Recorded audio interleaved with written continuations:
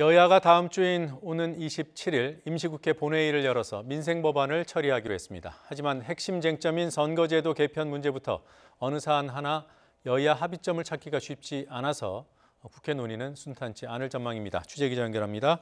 김주영 기자. 네, 국회입니다. 네, 어렵게 임시국회 열렸습니다만 여야가 어떤 내용을 처리하기로 한 것인지부터 전해주시죠.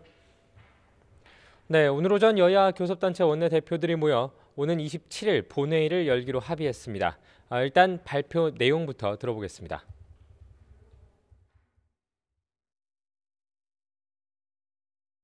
이런 것은 27일 날 본회의를 한다는 것이고요. 좀 세부적인 내용은 오후에 또 수석 대표들 간의 부대표 간의 회의를 통해서 좀 결정하도록 그렇게 하겠습니다.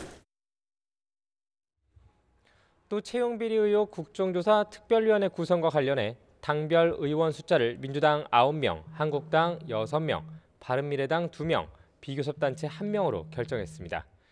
이외에도 민주당은 유치원법을, 자유한국당은 최저임금 인상 관련 법안과 우윤근 주 러시아 대사 관련 국회 운영위원회 소집 필요성을 강조했습니다.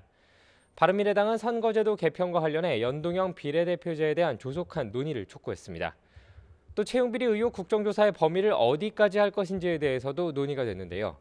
결국 원내대표들은 각 당이 주장을 내세웠을 뿐 합의가 이루어진 부분은 없었습니다. 이처럼 이견이 좀처럼 좁혀지지 않으면서 각 당 원내대표들은 브리핑 현장에서 옥신각신하는 모습을 보이기도 했습니다. 일단 3당은 오후 수석 원내 부대표끼리의 회의를 통해 세부 사항을 논의할 방침이지만 다양한 현안의 합의점을 찾기까지는 극심한 진통을 겪을 수밖에 없어 보입니다. 네, 인적 쇄신안이 발표된 자유한국당, 지금 분위기는 어떻습니까? 네, 일단 당 지도부는 현역 의원에 대한 대규모 인적 쇄신과 관련해 최대한 잡음을 줄이고 당내 분란을 없애기 위해 노력하는 모습입니다. 한국당 김병준 비상대책위원장은 이번 결정이 당의 쇄신을 위해 어쩔 수 없는 것이었다고 강조했습니다. 특히 내년 초 있을 당 지도부 선출 선거 이후 상황이 바뀔지도 모른다는 기대에 대해 강하게 비판하며 선을 그었는데요. 김 비대위원장의 말 들어보겠습니다. 국민들의 그 따가운 눈초리가 보이지 않습니까? 어떻게 다음 지도부가 함부로 할 수 있다고 그렇게 함부로 이야기를 할 수가 있습니까?